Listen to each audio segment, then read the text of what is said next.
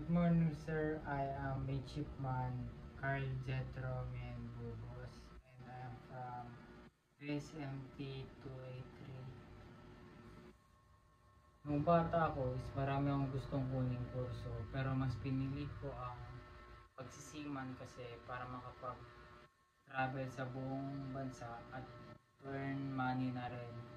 How can I show my respect in class? The first one is kailangan natin respetuhin ang reliyon ng bawat isa kasi hindi lahat ng nakihalubilo mo sa loob ng classroom is pare-parehas kayo ng paniniwala. So the second is huwag kang mangangialam ng gamit ng iba kung hindi naman sa'yo, except kung may permission ka na gamitin yung gamit niya. Third one is every instructor na papasok sa classroom nyo is i-greet nyo sila ng good morning or good afternoon and to take a proper hand salute to show na rin na pag-respeto sa instructor.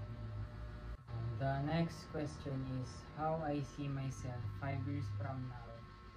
So, I see myself 5 years from now, I am onboard crew and responsible seaman and to earn money para padala sa pamilya ko, saka na rin ma-build yung dream house ko and my dream life.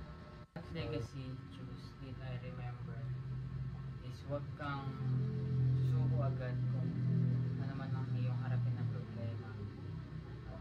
Lagi mong tandaan na every struggle is may magandang result.